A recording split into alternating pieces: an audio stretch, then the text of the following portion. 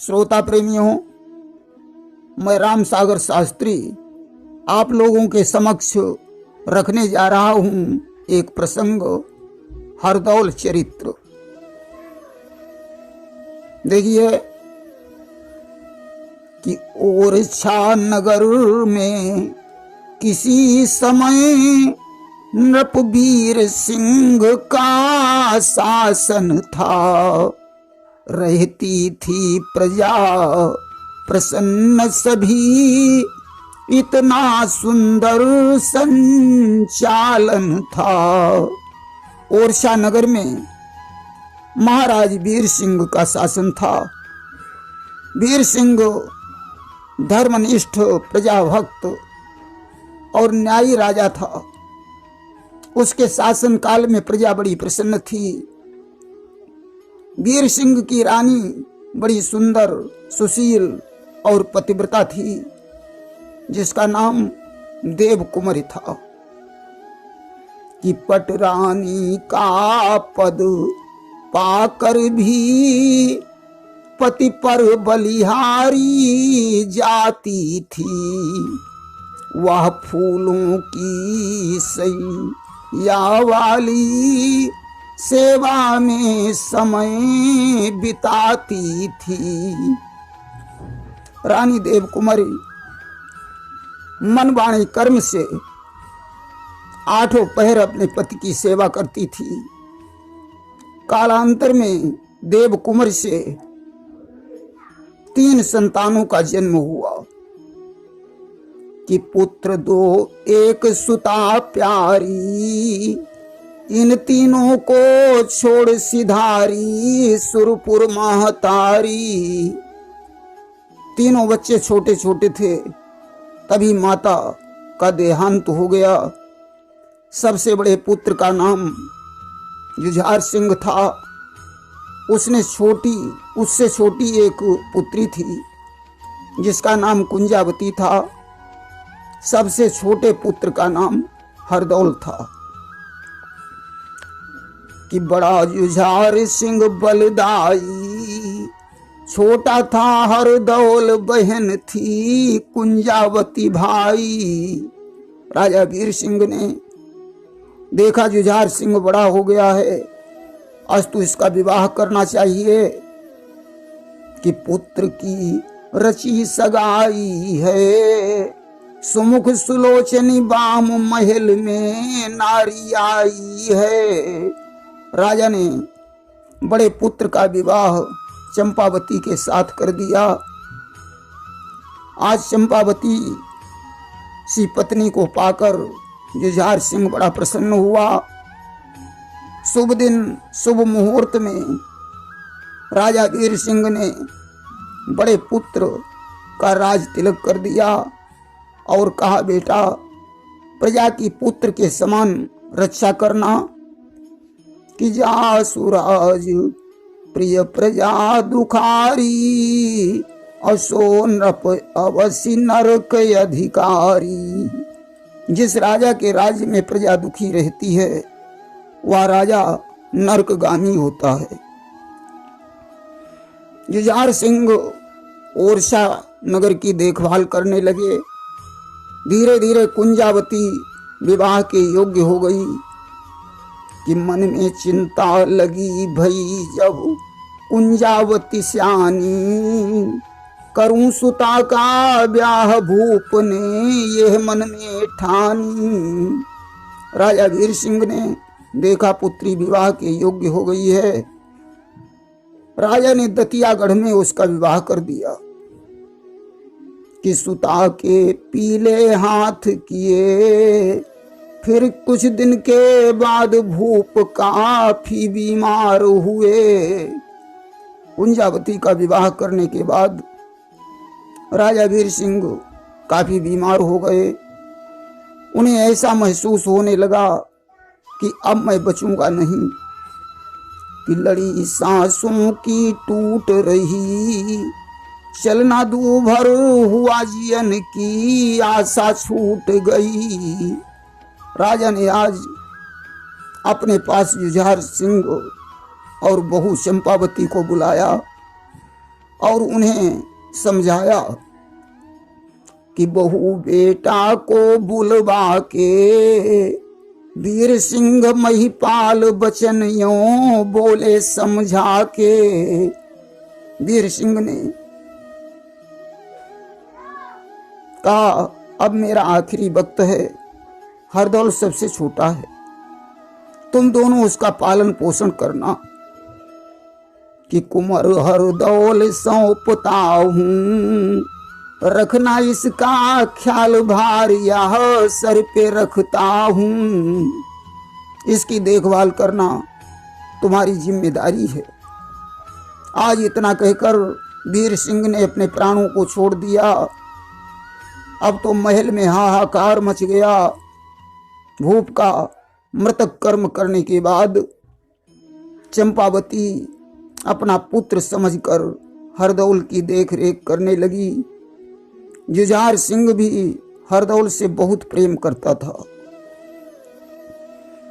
कि पाला पुत्र समान दिवर को प्रमुदित हो भौजाई, समझ रहे हरदौल यही है जन्मदात्री माई। हरदौल यही समझते थे कि मुझे जन्म देने वाली माता यही है कि होते होते हरदौल कुंवर अब कुछ दिन में होशियार हुआ, आ उठे सगाई वाले भी शादी के योग्य कुमार हुआ। हरदौल विवाह के योग्य हो गया। विवाह वाले आने लगे। हरदौल अपना विवाह नहीं करना चाहते थे। उनकी सोच थी कि मैं लक्ष्मण की तरह अपनी भाभी और भैया की सेवा करूंगा। अब तो जुझार सिंह चिंता में डूब गए। उसी समय हरदौल को एक दुष्ट सेवक ने भड़का दिया कि महाराज मेरी खता माफ करना, जो सत्य है मैं वही बता रहा हूँ। हरदौल का तुम्हारी रानी चंपा के साथ अवैध संबंध है, इसलिए वह विवाह नहीं कर रहे हैं। कि सुने ये शब्द तो नृप का कलेजा थर्राया, खत्म दरबार कर महलों में शीघ्र ही आया। जुझार सिंह ने दरबार समाप्त कर दिया और महलों में पहुंचा।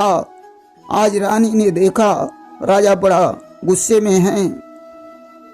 पूछने लगी कि क्यों चेहरा गमगीन है, क्या है रंज मलाल, अपनी प्यारी से कहो प्रीतम दिल का हाल। हे स्वामी, आप इतने दुखी क्यों दिखाई दे रहे हैं? जुझार बोला, ये तुम मुझसे पूछ रही हो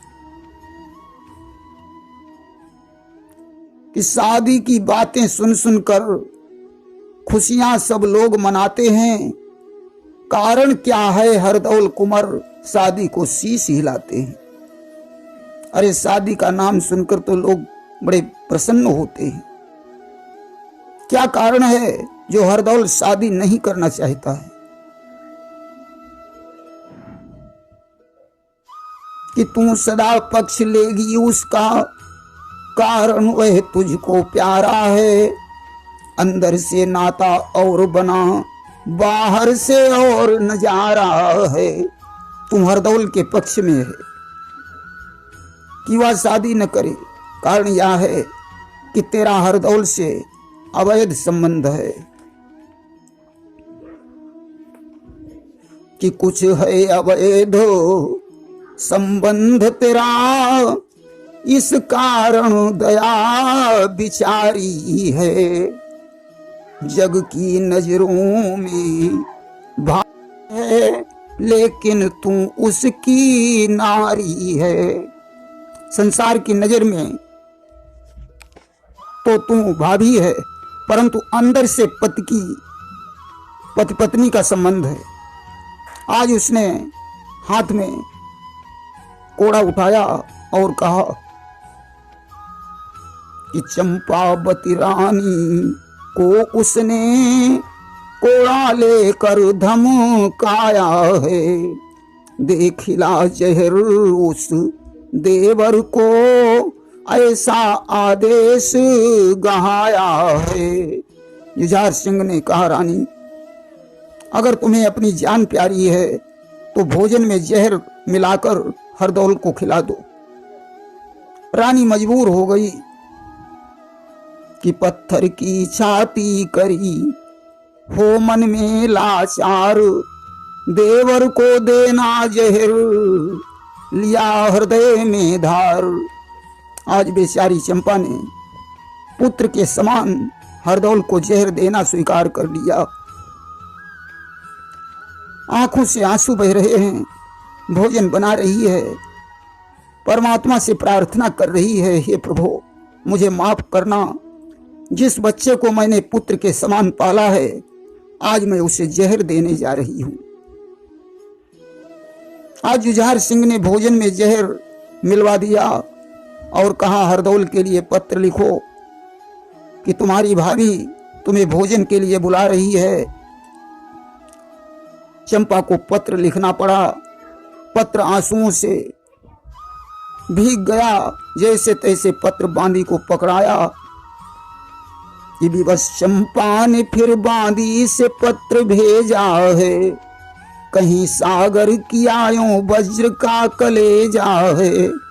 आज हृदय पर वज्र धार कर चंपा ने पत्र देकर बांदी को भेज दिया। आज भाभी का पत्र पढ़कर हरदौल प्रसन्न हो गया, तुरंत चल देता है। जिस समय चलने के लिए तैयार हुआ उसी समय सामने से छींक होती है। अपशकुन हो गया। सजनों फिर भी उसने विचार नहीं किया कि चंद्र टाई मुंह हुआ महलों में कुमर आया है, देख कर भाभी के नयनों में नीर छाया है। हरदौल ने पहुंचकर भाभी को प्रणाम किया। उसकी आंखों में आंसू देखकर कारण पूछा। भाभी ने कहा, पुत्र मुझे क्षमा करना, मैंने अपने हाथों भोजन में जहर मिलाया है। हरदौल ने कहा, भाभी कोई बात नहीं, दुनिया में कोई अमर नहीं है, अच्छा होगा आपके हाथों ही मर जाऊं। आज 1-2 ग्रास ही खा पाया था, बेहोशी आने लगी, गिर गया। उसे महसूस होने लगा कि अब मैं बचूंगा नहीं। आज भाभी से कहने लगा कि बस भाभी हम तो चले, मेरी जय हरि नाम, भैया से कर जोड़ कर कहना मेरा प्रणाम। मैं आपको नमस्कार करता हूँ, मुझे हर जन्म में तुम्हारी जैसी भाभी मिले। बड़े भैया जुझार को मेरा प्रणाम कह देना कि हाँ, बहन से मिलने का मन में ख्याल मेरे रह गया, आए तो कह देना नमस्ते, तुमको भैया कह गया। अफसोस सिर्फ इस बात का है कि मैं अपनी बहन कुंजावती को नहीं देख पाया। जब कभी वो तुम्हारे घर पर आए तो उसे बता देना कि मरते समय हरदौल तुम्हें नमस्ते कह गया है। आज हरदौल तो संसार से विदा होकर चला गया। चंपा उसकी लाश को गोद में रखकर विलाप कर रही है। उसी समय जुझार सिंह आ गया। उसने डांट कर कहा, रोना धोना बंद कर दो, वरना तुम्हारे लिए अच्छा नहीं होगा। ऐसे भाई का मरना ही अच्छा है। मरघट पर ले जाकर दाह संस्कार कर दिया और कारीगर बुलवाकर वहां उसने एक मठ बनवा दिया। सजनों, हरदौल के मरने की खबर जिस समय कुंजावती को मिली, वह जुझार के महलों में पहुंची और उसने भाभी से पूछा कि हरदौल की मृत्यु कैसे हुई। भाभी ने सारी कहानी बताई। कुंजावती ने जुझार से डांट कर कहा कि ओ हत्यारे, ओ बधिक, ओ पापी चंडाल, कहाँ गया भैया मेरा, बता मुझे तत्काल। अरे हत्यारे, तुम भाई कहलाने के लायक नहीं है, तूने मेरे छोटे भाई को मार डाला।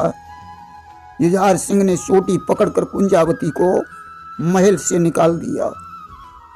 कुंजावती आज रोती हुई दतिया को वापस चली गई। धीरे धीरे कुंजावती की पुत्री सयानी हो गई।